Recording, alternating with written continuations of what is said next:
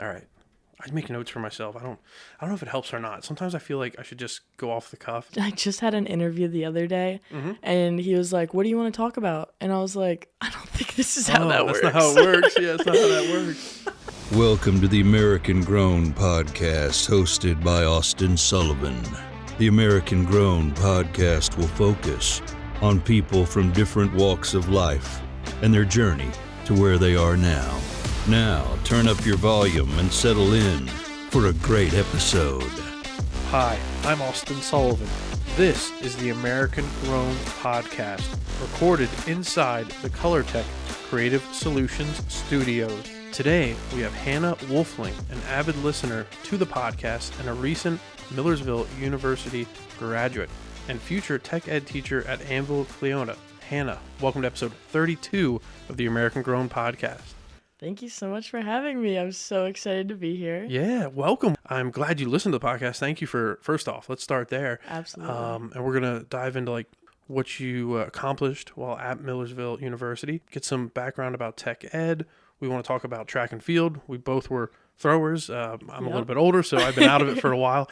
You are I'm officially now a national champion for Division II in discus, and then I also got runner-up for hammer throw. Okay, so we're going to dive into that, talk about that, and then also talk about your faith and then teaching and maybe even if we have time, giving back to the community. Absolutely. Let's talk about growing up. You went to Annville Cleona and then transitioned over to Cedar Crest High School. Yep. So what was that like, and what was your early childhood like? I grew up on a farm in Annville. We didn't own the farm or anything. We just worked or lived there. Growing up with two brothers too, they were really into sports and everything, and so were my parents. So I kind of grew up playing anything I could. I pretty much did 4 sports all through elementary school and middle school. And then of course I had to break it down for high school to just 3, but I grew up outside a lot. I'm an outdoorsy gal, I guess. Yeah. Okay, so growing up, you said 2 brothers. Yeah, Isaac and Oliver are my 2 older brothers. Did you ever find you would compete with them? No, so they're older than me by Isaac just turned 27, and Oliver is going to be 28 or 29 this year. Yeah. Don't be mad at me for that one. After 25, you just stop counting. But so we were far enough apart, but Oliver threw, and that's one of the reasons why I wanted to throw in middle school and stuff too. Yeah. And they played different sports than me, but I mean, we had a basketball hoop in our driveway, and it was on gravel. We would be barefoot playing basketball. Nice. We would play wall ball. We created our own games just because we Isn't that the best? Yeah. But yeah, seriously. Our favorite game, we called it ball game. We had a trampoline, and that thing, trampolines when you live in the middle of nowhere are everything. They're the swimming pools, Yes. They're awesome. Exactly. Yeah. So we had our trampoline and we would play ball game on it. So basically one of us, most of the time it was me, would be jumping on the trampoline, and then both my brothers would be on either side of the trampoline. Okay. And they would be trying to peg me with a soccer ball, and I had to jump and escape the hit, or I had to catch it, and then if I caught one of theirs, then they would have to go on the trampoline, and we would play back and forth. And that was awesome. Our childhood in a nutshell. Yeah, that's like a dodgeball. If you can dodge a wrench, literally, you can dodge a ball. That's so cool. Yeah, and trampolines. My grandmother had one at her house, and I remember you'd be so excited to go see grandma because it's she had a trampoline, and no one else didn't. No one else in the family had one. It was the best thing ever. Definitely underrated. Yeah. Trampolines are definitely underrated. Now that I'm older, I wouldn't want to go on one because I'd probably slip a disc or something. My back would be killing me, but very cool. Annville Cleona, what was it, 8th grade, I think you said? So I went to Annville from kindergarten to 8th grade, and then I went to Cedar Crest for 9th grade. So I was there all of my childhood basically, and then I started high school at Cedar Crest, which sounds like it would be really awful experience because I mean high school can be a tough time to enter not knowing anybody. That's what I was going to ask. Yeah, you don't know anybody. All your friends are in Annville. Yeah, sports saved me on that one a little bit because I was on the soccer team. I tried out for the soccer team at Cedar Crest. And the funny thing is that at Annville, there's not enough kids to try out. So you have like tryout days in quotations, but they really are just like getting you out there and getting you ready. So it was like the first time I had to try out for a team. And I was not convinced I was going to make it. These girls all grew up playing together. And tough to break in. Yeah. Luckily, I made it, though, and, like, we had preseason, so it was easy to kind of meet some people before school started and everything. My cousin, Sydney Snyder, she went to Cedar Crest her whole life, so I knew at least a couple people from her going into it, so it wasn't terrible. And I made friends pretty quick. So while at Cedar Crest, you said soccer. What were the other sports? I played soccer my freshman year. I actually switched to volleyball for the rest of high school. I got recruited by Chad Nolan, who was our coach at the time. Chad! Oh my gosh, shout out to Chad. Oh, I have to send this to him. So side story here. He used to, I don't know if he still does, plays volleyball with my dad and a bunch of his buddies. Yeah. They were, when they were younger, obviously they're very good. Now they're, they say, I think the team name's like Oaf. It's old and fat or something like that. But Chad, he's a great guy. Okay, so Chad like recruited you to come out and play, which makes sense because you're fairly tall. Yeah, I don't remember honestly how we got in touch, like if it was just through friends or what, but he was like, yeah, if you come out, like I'll put you on the team, like you will make the team. Oh yeah. And so I transitioned to volleyball, and he had this whole like plan for me because in volleyball, you can hit a slide, which is basically the setter will set you, but she sets back and you start at middle and run behind her and then hit like a surprise ball kind of. Okay. And so I played basketball too. That was my sport I played all through basically since I was like 8 years old. And so the slide is basically like a layup format. Like you like jump up the same way. So he was like, we're going to run the slide with you. Like you're going to play middle. It'll be great. So I actually played like varsity a lot pretty early on. I played JV my first year, and then I went up to varsity to sit for that year. And then I was on varsity the rest of the high school career. So it worked out. It was a good move for me. I think I'm like athletic enough I could pick up on it fairly quickly. So that was like a really fun sport. I'm so glad I played that. Obviously, I played basketball under Coach Dunmoyer, and then track all 4 years. So girls volleyball was always in the fall. In the fall, yeah. Girls is in the fall. Girls in the fall. So it worked out. It worked out really nice. Perfect. Yeah. How'd you get into track? Like, did Coach Bear approach you? Was it friends? Yeah. What was it? So back to playing so many sports. I actually played softball since I was super young because at Annville we had like little league for softball, and I played that. I don't know. I feel like I was really young when I started playing. Two of my friends from Annville that I like seriously talked to, Katie Schock and Lauren Schrader. Shout out. Yeah, shout out to them. We played like softball all 3 years, and like Katie's family like adopted me and would take me to practices and stuff because I lived on a farm like in the middle of nowhere. So they would be my ride. But I played softball, and so in youth track at Annville, they don't have like throwing for like the elementary kids, but there's softball throw. I don't know if I got recruited or if it was just like something for my mom to like basically like free daycare for me to go to. So I would go to that at night, and I started doing the softball throw. In 7th grade, the throws coach was like, hey, you did softball throw, you should try throwing for real. And I actually ran the 4x4. I did long jump, high jump, and discus in middle school. Wow. And then in 8th grade, I started running the 800, which is like so funny. Yeah. And I was like, I'm pretty sure I was like one of the better 800 runners too. Because that's complete opposites. Oh, so opposite. Yeah. Especially like at the college level, like those two don't even exist in the same area. That would never happen in college. I played softball and track at the same time in middle school because that was like, track was right after school, softball was in the evening, so I would just hop from one sport to the other. And then in high school, I had to pick, and I was like, well, I don't know why I chose track, but I was like, I think I'll be more successful there. So I was pretty good at throwing discus in middle school. I went to track practice the first day, freshman year, in the spring, and we do this thing called the Ironman, and you basically do like at one of every event. Like you'll do shot put, you'll try to run some like vertical jumps, and basically do you do hurdles?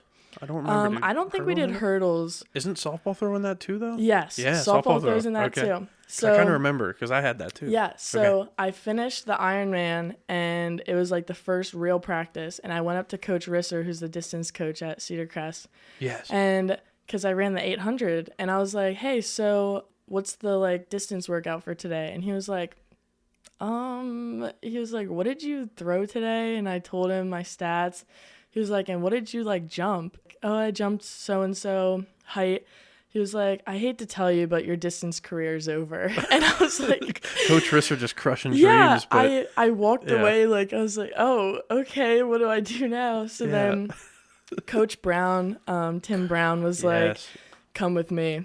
Yeah, come with me. In his overalls. He was like, come with me. He always wears the overalls. Yep. Now in the summer, you know, when it gets hot. Cutoff the overalls. Cutoff overalls, Yep. yes. But they're his regular overalls, but he just cuts them off. Exactly. So for everyone out there, if you don't know Coach Brown, shout out to Coach Brown. He's an awesome guy. Yep. He was my throws coach also. I graduated in 2011, and just a big burly man, nice guy. But if you didn't know him, he's intimidating. He builds houses too, so if you can imagine, like the roughest hands, just a man's man.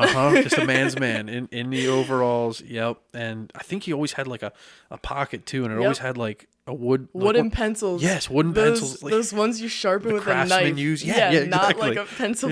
And oh my gosh, so great coach, phenomenal coach.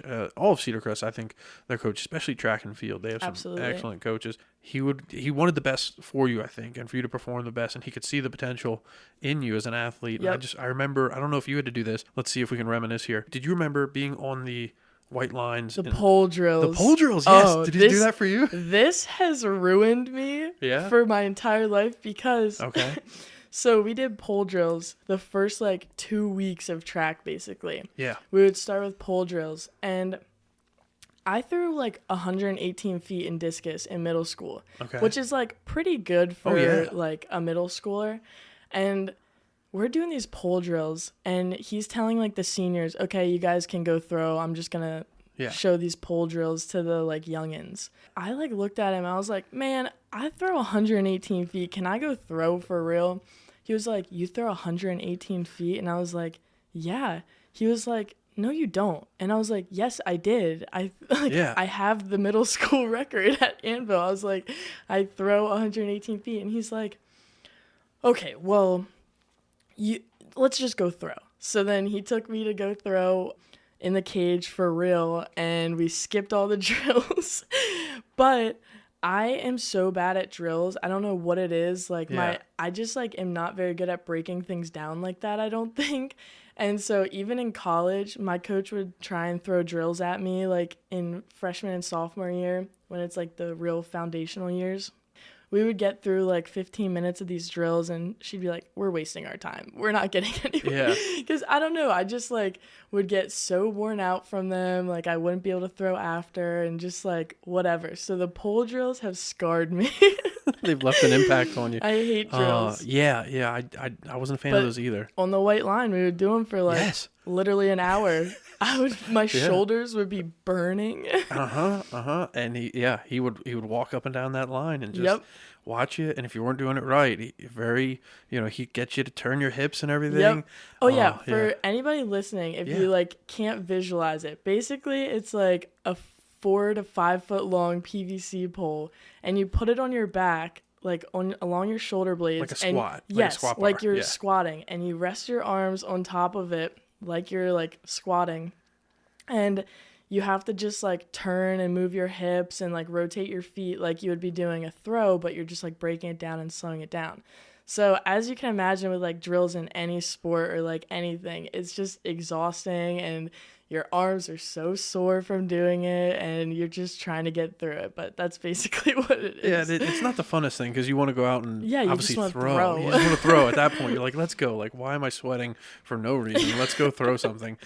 That's funny. So he's still doing that, and it is a good drill. It's a good drill, especially for people that like have never thrown before. It's a great way to like learn. Because it's a lot of footwork. I think a lot of people think throwers are just, you're the tallest or the biggest person on the team, and you just go throw heavy things. But it is some like finesse to it. And some I've taken so many people to throw. Like my boyfriend, I took him to throw last year just to like Yeah. He's like, oh, I can throw farther than you. Like, that's famous words from any guy that like will talk to me about throwing. They're always like, that's easy, that's cake.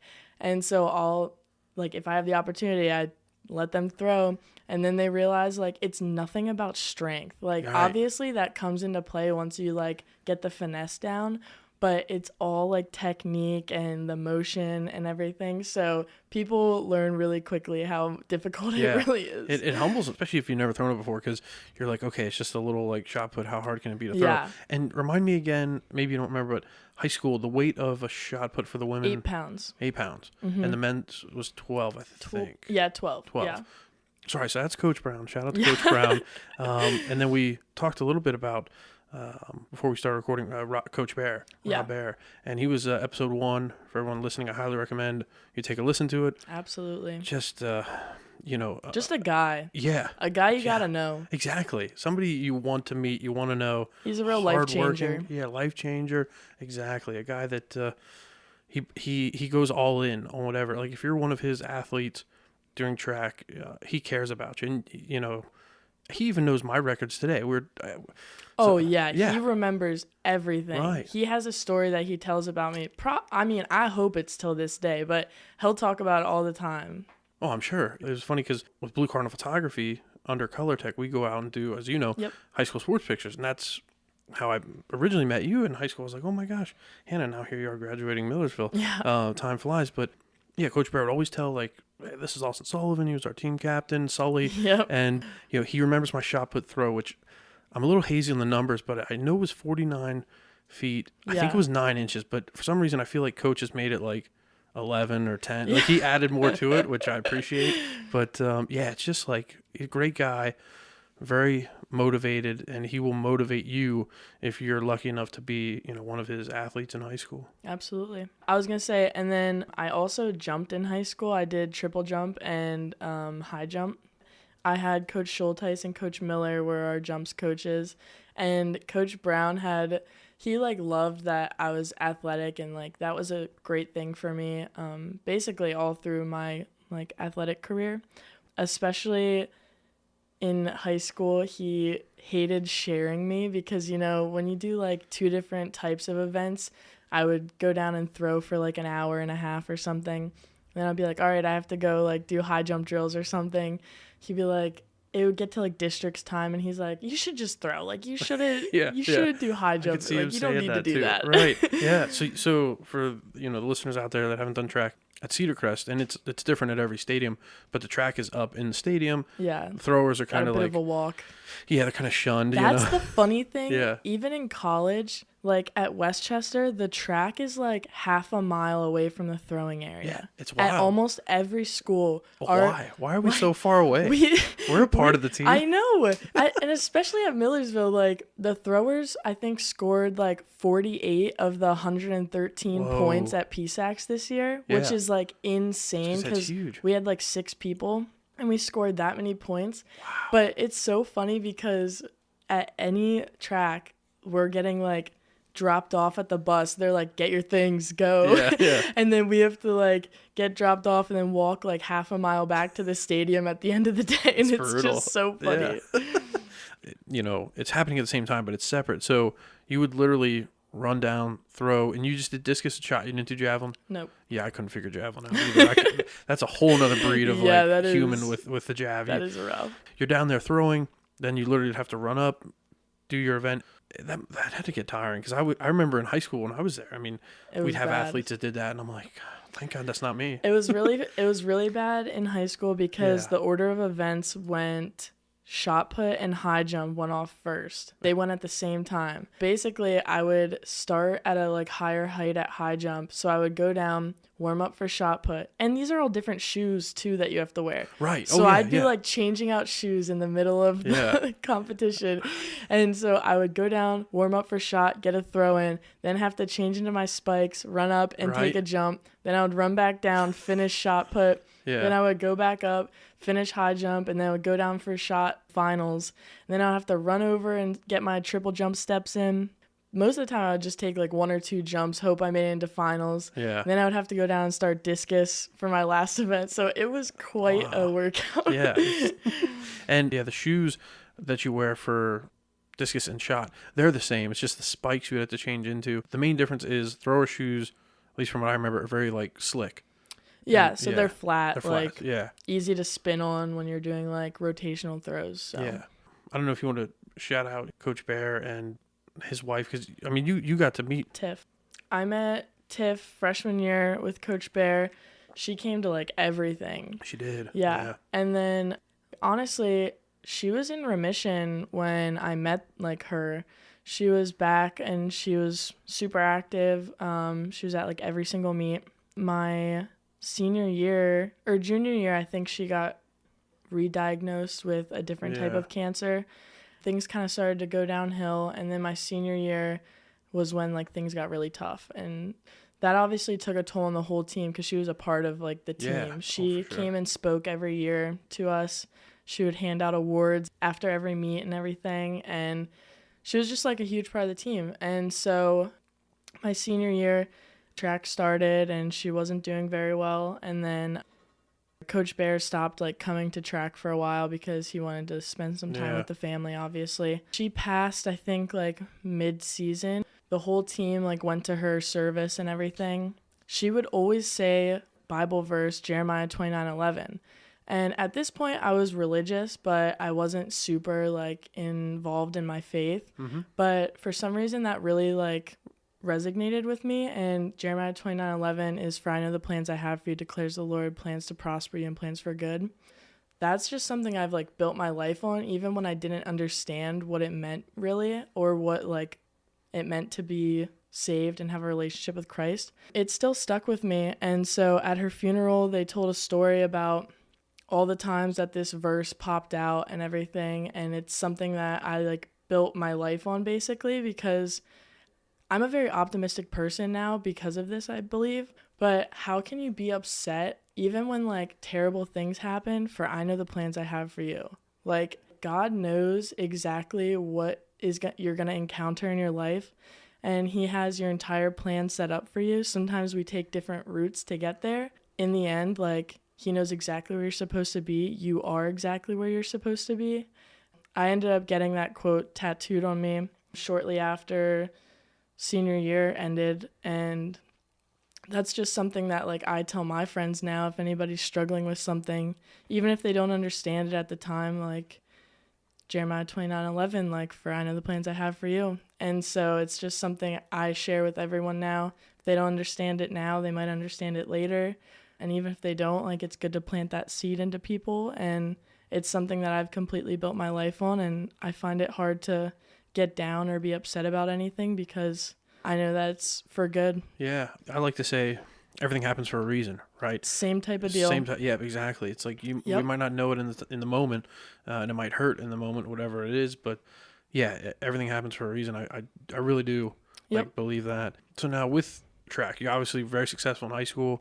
Now you move on to Millersville. You go to college. Yep. Starting fresh, starting new, freshman. What was that experience like? Freshman year was actually a rough year. I went in with a tech ed degree, so technology and engineering education. And for people that might not know what that is, basically like it used to be called industrial arts. So like people resonated with like wood shop, metal shop, engineering, architecture, graphic design. It's all part of it now, and like design's a huge aspect of that. So that's what I chose for my major. I had some really great teachers at Cedar Crest that kind of pushed me into that direction, and I knew I wanted to teach my whole life, but I didn't know what I wanted to do. And then one of my tech ed and ag teachers, Darren Grumbine and Phil Hausner, they were like, you got to go, you got to do this. Yeah. Like you're going to like get a job. I was worried because that's like one of those majors that you think like off the top might not be around here for a while, but it's like on the comeback. There was like, I think 10 kids in my graduating class this year, and I think 8 of them have jobs currently lined up. Oh, that's great. Wow. Very good. The ones that don't are like still finishing up school or like going back for their master's or something. So it's definitely an area that's needed. But anyway, so I went into freshman year and that was my major, but in November my grandma got diagnosed with lung cancer. Oh, jeez. Yeah, and so I'm like a big family person, and I went to Millersville. One of the reasons was because I wanted to be close to home. I got recruited from like some schools farther away, but I definitely wanted to stay close. And so I drove home like every weekend. Yeah. So I never got like a real college experience for the first like 3 years basically, because I went home every weekend and I would work a shift at the bagel rack. Oh, shout out Bagel Rack. They have the best grilled cheese bagels. Yes. Yeah. So I would go home and I Okay. would like work, and then I would go visit her at she was at a nursing home, I guess. And things like progressed really quickly with her, and she ended up passing later. I think she passed in, I don't know if it was the end of the like December-ish or if it was like right into the new year, but it was around there somewhere. And so that was like really tough to experience, like not far from home, but you know, when you're on your own. Yeah. And coming back a lot. And then, you know, spring semester starts and I'm like ready to just compete. We had like an indoor season and it went really well. Okay. So I was excited to finally like get out and start throwing. 'Cause in indoor, people don't really know this, but hammer is an event in outdoor track, and that's like one of my specialties.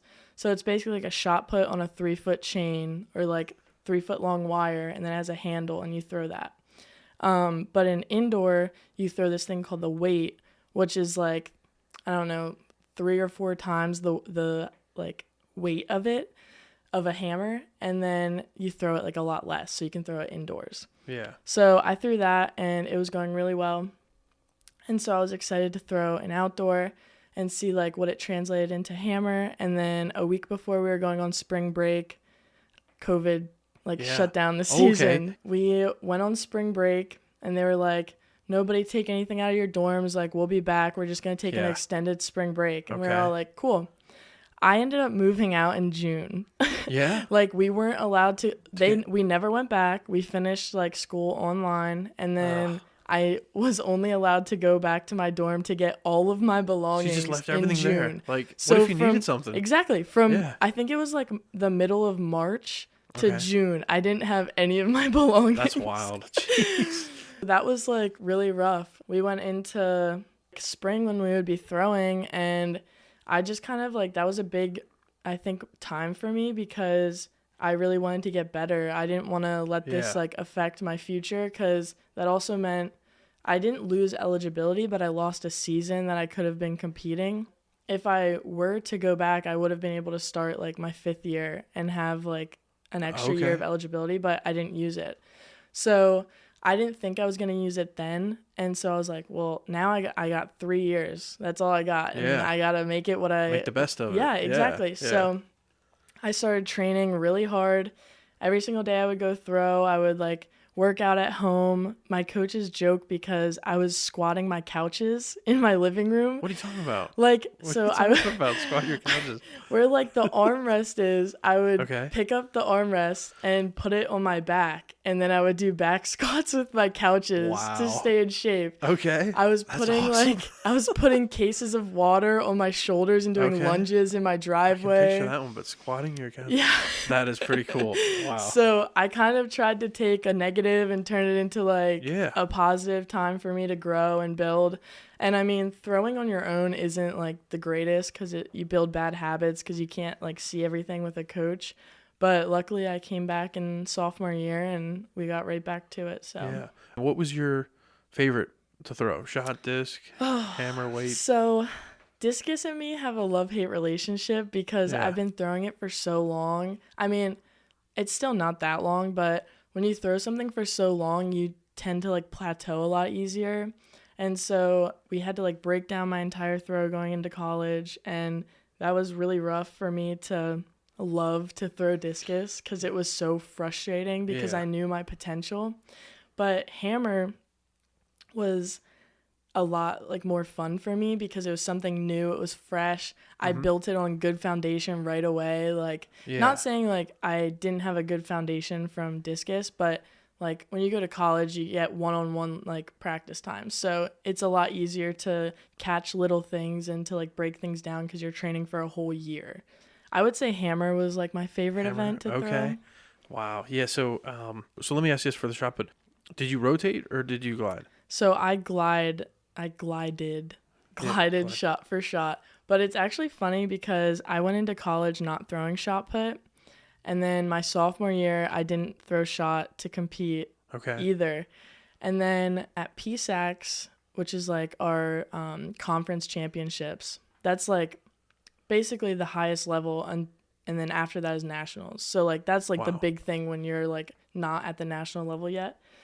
I was at the PSAC championships and I threw discus and I got second place to this girl. And then I threw hammer and I ended up winning my freshman season sophomore year. So I won hammer. And so my coaches were like, you're in the running for field athlete of the meet. And I was like, no way. Like that's a thing. I was super pumped and I really wanted to win. This other girl who beat me in discus ended up winning, but her like credentials, so she beat me, she won discus, she got like 8th or something in hammer, but she threw shot put. She didn't place, make finals or anything, but she did all 3 events, so she won. That's not fair. So after that day, I went up to my throwing coach, Brittany Hartman, and I was like, I'm throwing the shot put. I was like, we're throwing shot. It's happening. I was like, I'm taking one home over the summer, and even if I suck, I'm throwing it because I'm not letting anybody take that away from me again. Yeah, you wanted it. Yeah. Yep. And so the discus is like, picture a plate. You know, that's what it is. It's like a small dinner plate. Yeah, a little bit, and smaller than a Frisbee. Yep. Much heavier. Then you have your shot put, just picture like a cannonball. Yep. Right? Then your hammer and your weight, because I was, my freshman year, I went to Kutztown, I did throwing there, and I hated the hammer and the weight. Yeah. Because you had to tough. rotate. Yeah, and it's literally, like you said, it's a hunk of metal on the end of a wire. It's a bit frightening. It's very medieval. It is medieval, right? And you're trying to spin around, getting your body as fast as you can while you're going like heel toe as you're spinning. And yeah, you have this wire with a heavy metal object. I'm so impressed, like how much you know. I mean, I know you threw, but like people are always like, "What is the hammer?" Like they're like, "Is it the one you hit a nail with?" Like I'm like, "No, no, I know exactly what it is," and I could not get it for the life of me. And for those that can, it's amazing to watch because it's a lot of weight, and you get your body rotating around. And, it's like impressive. That's what people always say. They're like, that's so impressive. It's like just to watch people like that are good throw. It's really fun. Yeah. You know, that gives everyone kind of an idea of the implements we're talking about, right? When you're out there throwing. When you get to college, what's the weight of the women? Does that go up to 10 or 12? Women's implements never change. Oh. So like in middle school, you throw a 6-pound shot. That's the only thing that changes. So you throw 8 pounds in high school, and then in college it's 4 kilograms, which is like, I think it's like roughly 8. The same. Yeah. Almost. Okay. I think it's like, it might be a little heavier. I'm not sure. Interesting. And then discus is 1 kilograms all the way through. Okay. And then hammer it's still a 4K, so it's still like the same weight, but with all the like wire and handle, it gets to like roughly 9 pounds. Oh, and did you wear a glove, right? You'd wear a glove. You have to wear a glove. Yeah, you got to wear a glove because if not, it'll like tear. rip your skin off. Yep. Yeah. I have like permanent calluses on my left, like my glove hand because of it. Yeah. Yeah. Oh, it is wild. Like to see it, it's wild. And I think if I remember correctly, the guy's shot went to 16. Yeah, I was just gonna say 16. Those are big boys. Oh yeah. I've like picked them up before because we don't have a guys team at Millersville. Really? So I didn't know that. That's like actually kind of a difficult thing when we go to meets because I feel like guys are so much better at bringing the hype. Like they're the ones like cheering and everything, and like our girls team did too for each other, but the guys just bring a different energy. Another level. Yeah. So I quickly befriended the ESU throwers and the Shippensburg throwers because, and like the Westchester guys too, because I'm like, we need some hype men. So at meets, I would walk by them when we're warming up and I'm like, you got us, right? And then like, they're all like, oh yeah. Like, and like the Millersville girls are pretty elite in throwing. Like, You're just saying that because you're one of them? No, like if you're in high school and you're looking to go throw in college, like, and you're looking in Pennsylvania, if you're not going to Millersville, like, what are you doing? Okay. Like that's like genuine swagger. I like it. Yeah, I mean, legit. Our coach is one Atlantic Region like assistant coach of the year. The last like. What's your coach's name? Brittany Hartman. Brittany Hartman. She's a throws coach. Yeah. Okay. And so she's like on another level. We've won the hammer competition at PSACs for the last like 8 years. And we've had like Sunflower Green went to Conestoga Valley in high school, and she's like the best thrower of all time. She was like a 6-time All-American. She won indoor national shot like I don't know, 3 times, like something crazy. So that's a genuine thing. Like Millersville throws are elite. So the guys teams would always be like the first time my freshman year and my sophomore year, they were like, what's in the Millersville water? Like, we want that. We want what they have. Yeah. Whenever, like, there's a good thrower, people are always a lot more hyped for them. So they were always super awesome for us at meets and everything. I had to look up Sunflower Green because at first I was making sure, like, you're not just messing with me. It's a real person. She looks like a badass. Yeah, she's legit. Wow. All right. Awesome. Shout out to Sunflower Green. That's an awesome name, too. Yeah. Very cool. So let's hit on, the PSACs. Let's hit on that. Yep. You're a record holder in 2 events there. Let's talk about that a little bit. My sophomore year, I was like throwing 56 meters, I think, in hammer. I don't know what that equates to feet. I used to know all of it. I can't tell you. I can tell you what my like PR's equivalent in feet, but I can't tell you like that. But I threw 56 meters and I hit Provo, which is like the national qualifying mark, but I wasn't on like the top 20. Okay. So after PSACs, we went to a last chance meet and I threw 58 meters there, which seeded me 5th in the nation for my sophomore year. 5th in the nation? Yeah. That's awesome. Well, for Division II, but still, yeah, right. So then I went up to one of my friends, Kate Moyer, and I was like, she was watching her boyfriend at a baseball game because they always went into like late season. Millersville baseball is really good too. And we were like sitting there. I was like, yeah, so I think I'm going to go to nationals now. I was like, I threw like really well at the last chance meet. So I'm seeded 5th in the nation. She was like, Hannah, top 8 are All-Americans. And that word like never was in my vocabulary before. And I was like, what does that mean? She was like, that's an All-American. Wow. Like, that's legit. So that was kind of when things started really like clicking for me. And so I ended up All-American at 4th place my sophomore year in hammer. And then my junior year, and I touched on what I got. I got 1st at PSACs for hammer and 2nd in discus. And then my sophomore year, my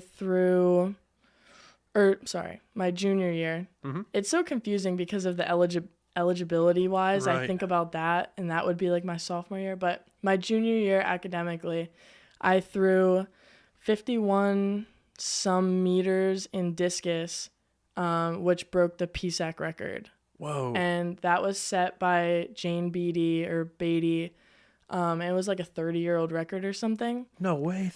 That's awesome. It was pretty cool because we held PSACs last year at Millersville and we ended up winning. So it was just like an awesome experience. Yeah. Yeah. But this year at PSACs was at Slippery Rock, and the woman who threw that went to Slippery Rock, and she's an official now. And so she came up to me and was like, where's Hannah Woelfling? And I was like, hi. And she was like, I'm Jane, like, you broke my record. So we got a picture together and everything. So it was like a really cool, awesome, wholesome moment. Yeah, absolutely. So my sophomore year, I won hammer again, and then I ended up winning discus, and then I got 4th in shot put. So I ended up being pretty decent at shot. I think I threw like 13 meters or something like consistently that year. I went to nationals. I was seeded top 3 for both, and I blew it. Yeah. It was a really rough year. I don't know if I just peaked at the wrong times or what. Maybe like the seeds got to me a little bit.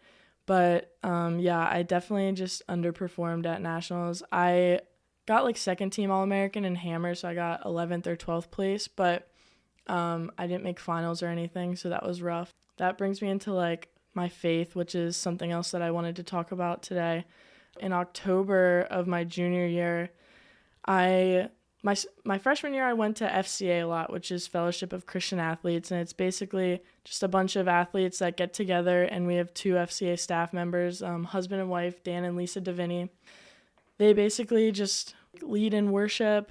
So we'll sing like 3 worship songs together, and then we just talk about, someone will come up and speak, and they'll just relay like either their life or like a message that they have for us. So I did that my freshman year, and then my sophomore year, I didn't really go. I just like kind of lost it. I didn't really feel any compelling like need to go. Yeah. And so my junior year, I started going back. I was just like so moved by everything. I guess just like God's time and place for me. It was definitely just then. I went to like 1 or 2 meetings, and I went up to Dan, who I've talked to like more than his wife. His wife is a lot more quiet, but Dan's like always like, oh, who are you? Like, I haven't met you yet. Yeah. And so he's like way more outgoing. And I went up to him, I was like, I want to do more. I want to like dive in. I want to meet with you. Like, I want to do one-on-ones. I just want to like start this. I feel like it's my time to like learn about my faith. And so he was like, well, you can meet with my wife, Lisa. You guys can start doing one-on-ones. And so I started doing that. I would meet with her once a week. She taught me how to read the Bible. She taught me like the foundations of Christ. And basically FCA has, their big thing is like the 4. So hopefully I can remember them. But it's like, Jesus loves you. Jesus died for you. You're like forgiven of your sins. And it's like a question mark. And it's like, do you accept it? Like, is that what you want to do? And so a lot of people don't really know what it means to be saved, but basically being saved is you're dedicating your life to Christ. You're accepting that he died for your sins, and you don't have to, your sins are like, they're gone. You don't have to like be condemned by them anymore. Yeah. They don't have to be a burden. Yeah. Like he already took care of them for you. So it's just basically, I accept that, and like, I'm going to seek a relationship with him. Mm-hmm. And so Christianity is basically not a religion, it's a relationship with Christ. So that's how like, it's a different way of looking at it. Yeah, that's like basically how a lot of like Christians look at it. I just learned so much from her, and I still like hang out with them to this day. I'll like go and we'll drink coffee on their porch and just talk. But there was a girl who was talking who played softball the one night at FCA. She played softball there, and she was talking, and it was just about like, there's no time but now. Like, you don't need to be at a certain place in your life to accept Christ. You don't have to know certain things. It's just, when are you willing to take those steps? And I like broke down. I was just overwhelmed with emotions, and I went home and I like got out my journal, and I was like, I accept, like, take me, like, I surrender my life. And it sounds so like intense, but it's really just, I'm giving up, like, to you, like, I'm letting you take over now. You're like, accepting, like, Jesus, whatever happens. take the wheel, literally. Yeah, literally. You're going all in. Yeah. So, which isn't a bad thing. It sounds intense, but it's really, like, you're just giving up control. Like, I know the plans I have for you. You're letting him lay out the road. You don't have to worry about it anymore. It's, like, on him. So I was saved in October and continued to grow my faith. I'm still continuing to grow my faith. It's growing every day. But so that happened my junior year. Then I go to junior year nationals and I blow it. And I'm like, what the heck, God? I'm like, I just gave my life to you. Yeah. I'm doing everything right. Like, why would you do this to me? Yeah. So like, you can pray about it. You can ask him. He might answer. He might not. He might like give you a sign. This is why. Yeah. But sometimes he doesn't. Most of the time he doesn't. And so I was left like not knowing why. And that killed me. Like, it was really hard. That was something I had to like work on and just think like, it's just not your time. It's not your time. Right. And I was upset because I didn't All-American. That was like my thing. Shooting forward to senior year, I had 1 PSAC record in discus. I broke that my junior year. Senior year, I ended up breaking the hammer record, PSAC record, the first meet at Metrics at Millersville. And then I just had an amazing season. I mean, I won hammer and discus at PSACs, and I got runner-up in the shot, which was crazy. Wow. Like, I wasn't supposed to do that. You went from not throwing it pretty much. Yeah. I threw like 14 meters, which again is like 40 some feet, but like for girls that's awesome. Heck pretty yeah. good. I threw like It's very good. 14-11 or something. Yeah. And so that was like crazy because I hadn't hit a 14 in like ever. It was just like all like building up. And then I went to nationals in beautiful Colorado Springs. Oh, wow. It was like just immaculate experience overall. But I go hammers the first day. I go and I win runner up in hammer. And I was seated, I think I was seated like 4th or 5th going into it. And so I wasn't supposed to get runner up. So I performed like fairly well and other people underperformed, and that's how nationals goes. And I lost to a 3-time national champion throwing no 3 fault meters there. farther than me. So it was like, wow. I did exactly what I wanted You're to right do. there. Yeah. Perfect. Yeah. And then the next day we go into discus, and I just felt like so calm. I just felt good. Like I threw well all week and the week before and just was having a good season. And we were about to leave the hotel, and I wrote in my journal before meets, I often write like things I'd like to do, like goals. Yes. But for discus, I was seated 7th. I hadn't been throwing very well all season. Like basically my PR is 51 meters. And I threw like my best of the season was 49 on the first meet. And after that, I was throwing like 46s, even as low as like 44s. It was enough to win PSACs, but it was like not what I wanted to be doing. So I was like, I'm not writing a number. So I wrote on a piece of paper, God's will. And then I wrote peace, joy, and happiness.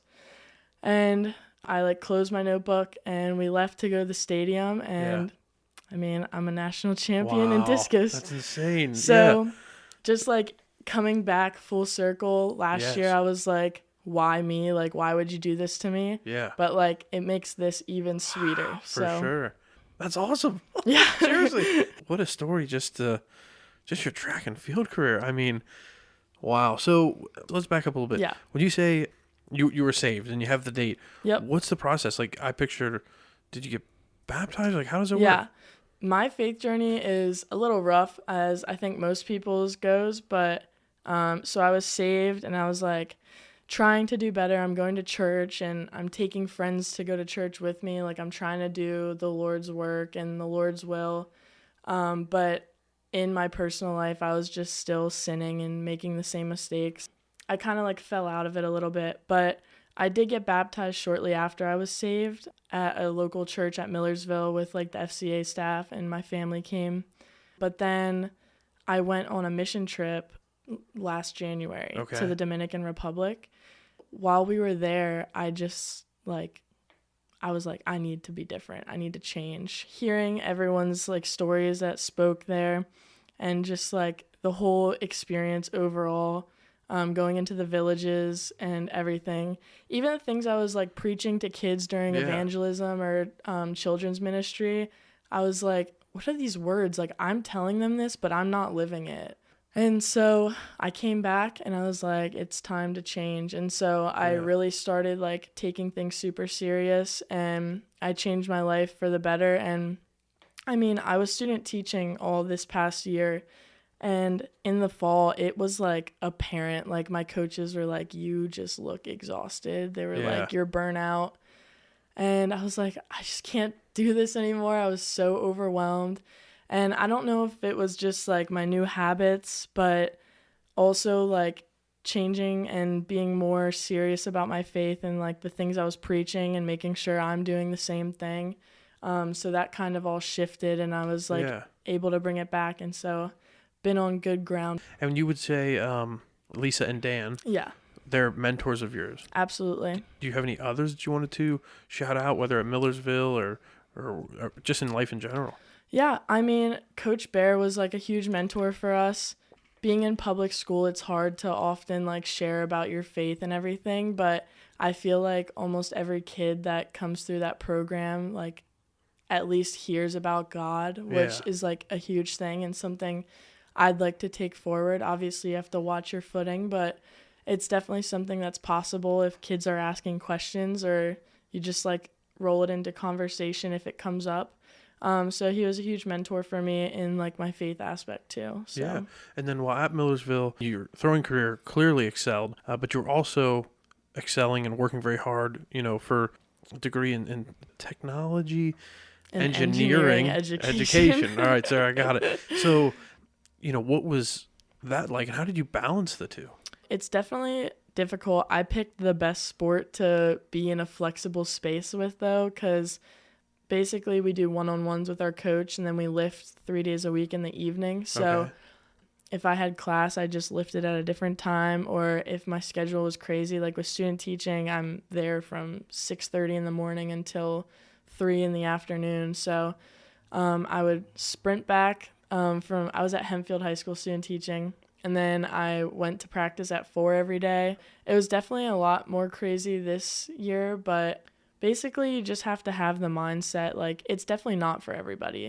Like college athletics, it is not for everybody. And I mean, I was there, like, I was able to graduate basically because of track, because I got scholarship, and that's why I was able to attend school in the first place. But I mean, we're there for our degrees, so you have to put that first. But definitely just learning, I think it was a huge part of who I am today, my work ethic and time management and everything. I learned so much about myself as a person and who I am. I wake up early because I got to get up early, and if I have things to do, then I wake up at 5 a.m., do it, and then go to class or practice. Yeah. And even at some points, I was working for a cleaning company during school, and I would wake up at 6 a.m. and go work until 9:30. Okay. And then I would run back, go to practice or class, and then have a whole day after that. And I mean, that's just something you got to do. You got to make it work if you really want to do it. Push yourself. Yeah, if you want to be there, you will do whatever it takes to be there. So. Very well said. No, I couldn't agree more. So coming full circle, you graduated from Millersville University, and now you're going back to teach tech ed at Annville Cleona. Yeah. How excited are you? I am so excited. I wanted to go back for my 5th year. That was my goal for a while. And I even told my coach, I was like, yep, I'll be back. Don't give that scholarship away to anybody. I'm coming back. And I even enrolled and got accepted, paid my entry fee for my master's degree and everything. And then so why? So I was student teaching, and I had some really good mentors there, actual mentor, Chris Sauer. I was working with him all year. But then other teachers were like, you should just interview, get experience, see just what the opportunity is like, and just get that interview experience. And so I went to an interview at Warwick High School, and then I scheduled one. Darren Grumbine and Phil Hausner actually sent me the Annville application. They were like, you need to fill this out. Yeah. And they were like, if you get it, you have the option at least. If you don't, then whatever, just move on. And so I had my Warwick interview, and after that interview, they called me and they were like, do you want to come back and tour the facility tomorrow? And I was like, oh my gosh, does this mean I have the job? So that was on a Thursday, and the following week on a Monday, I had my Annville interview, my first round. So then I went back on Friday to tour the facility, and they offered me the job, and I was like, oh my goodness. That escalated quickly. Yes. Yeah. I was like, I literally 4 days ago, I wanted to go back to school, and now I'm questioning everything. Right. And so I immediately just called Lisa, my FCA leader, and I was like, Lisa, what do I do? She was like, where do you feel called? Deep down, what are you feeling? And honestly, shout out to my brother Isaac too, because I was sobbing on the phone to him, asking him what do I do? I just wanted somebody to tell me stay at Millersville or move on. And so he's like, do you really want to go back? Is this really what you want to do? Why do you want to go back? What are you feeling? And I love track, and I love Millersville's track and field team. I would love to be a part of them forever, but deep down I'm like, I'm good. I feel accomplished. I feel ready. Yeah.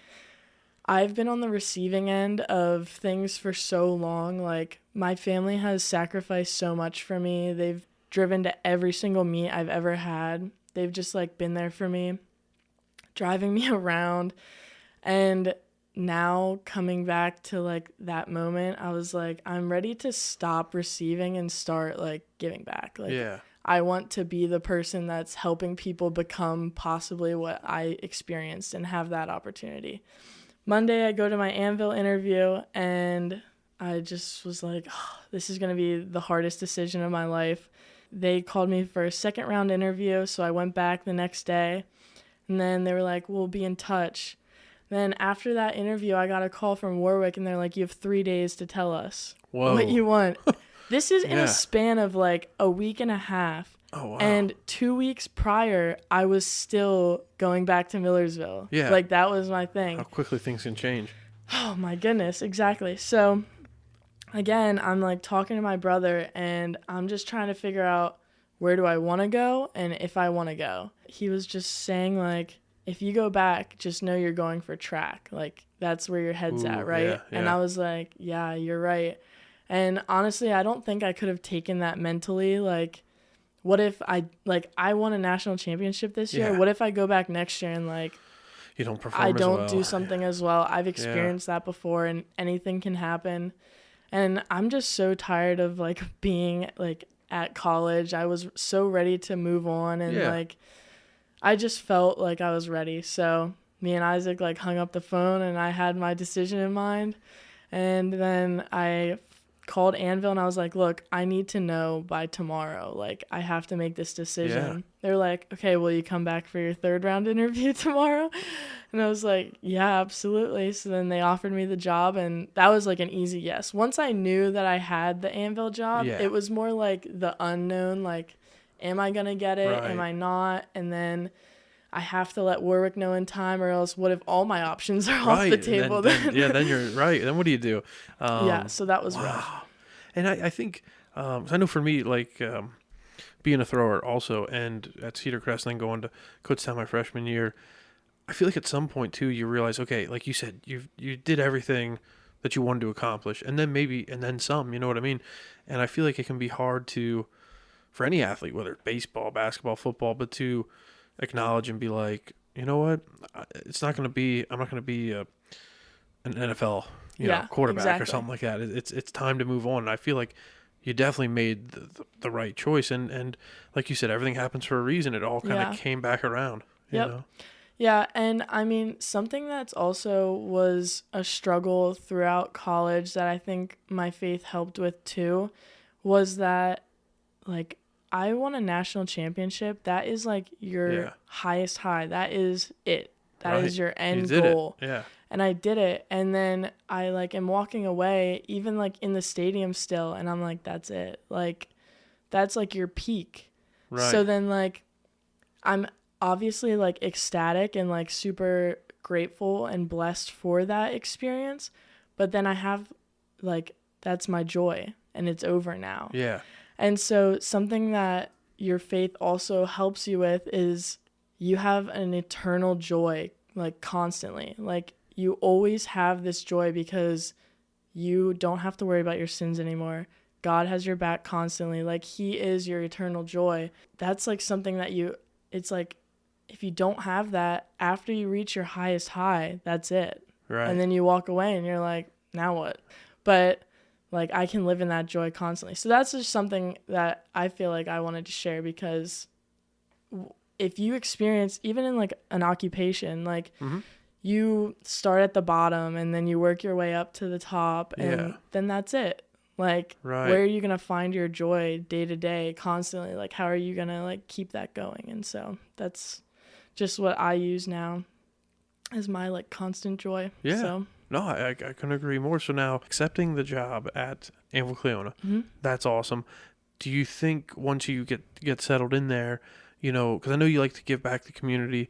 I didn't realize this, but for I think the past 5 years in a row, you've been working or helping out at the Lebanon Area Fair, which I think is awesome. So now that you're at Annville Cleona, do you see yourself being like a throws coach there down the road? Yeah, definitely. Yeah. When I was in my interview, they were like, yeah, so we need a head coach. And I was like, whoa. No. What? Why not? I don't want to deal Jump with into like that. Yeah, right away? Maybe like down the line, that would be something I would be interested in. You'd be great. I think you would. But there's like so much that goes into that. Like I just want to work with the throwers. Like that's my thing. That's what I love to do. I don't want to worry about if everybody has their lunchbox on the bus or like their travel forms filled out. You know? So I talked to one of my coaches at Annville, Matt Gingrich. He coaches football there too, and he coached the throws a little bit. And he was texting me like basically since I got the job, and he was like, we have some good throwers waiting for you. And he's like, we'll talk about it once you're finished. So literally, I think it was right after I finished competing or the next day, he's texting me like, congrats. And he was like, by the way, we have 2 discus throwers that I think could be really good if we get you to work with them a little bit. Yeah. So I think I'm definitely going to volunteer coach, but I'm not planning on like getting on payroll because first year teaching is a lot of work. Yeah, it's a lot of late nights, a lot of early mornings. So I just want to be able to enjoy it and not be like obligated to do anything. Yeah. So maybe down the road though, it's not like completely like X'd off like being a head track and field coach. Yeah, I don't know. We'll see. Maybe like 5 years or 10 years. You never know. Because they have a good program. They do. Yeah. It was I forget her first name, but Sutcliffe, Coach Sutcliffe. Yep, she was there when I was there. Yeah, that was my buddy Wolf, his mom. So nice lady. And then Sue Felty, she just retired. You just retired? And that's why they need a new coach. Yeah, well, she's got to work at the Allen Theater. Yeah. That's what she's up to. And she's great, too. Sue's great. Yep. So now, what would you say motivates you day in and day out to be the best version of yourself? Yeah, I mean, definitely my faith has a lot to do with that. I mean, I want to be a better person for myself and for my relationship with Christ, but also for other people. I think the best type of person to be is someone who makes other people better. And I think sometimes I'm a little hard on people that I love or that I really care about. Like I can be hard on my boyfriend sometimes because I have like big expectations that I know like people are capable of. It's not a bad thing. And so I can be hard on people sometimes because I just know that they can be a better version. You see the potential in them. I want them to be better. And that's why you'd be a great head coach. You're selling me on this more than they were. Because I know it's going to be a couple years down the road and I'm going to come take pictures of Annville Cleona Track and Field and you're probably going to be a head coach. I'm just throwing it out there into the universe because if you speak it, chances are it'll happen. But anyway, continue. Yeah, but just I think motivating myself to be good for other people, and especially as an educator, I mean, I have to be on my game to make my students better. And I honestly have a huge heart for teaching, and I saw at Cedar Crest and at Annville too, I had really amazing teachers there. But at Cedar Crest, I really saw, especially in the ag room and at in the tech ed rooms, kids that hate school, maybe have terrible attendance records. Yeah. They show up to tech ed because they're like, oh, I'm going to go build my cabinet. I'm going to go do my plumbing square, or it's a fun hands-on break from school. They get to be creative. They get to make mistakes, and it's a part of the process. Yeah. It's learning. You're always learning. Yeah, exactly. Yeah. And they just get to kind of do their own thing, work at their own pace. And I mean, there's definitely it's still education. They still have to turn things in on time.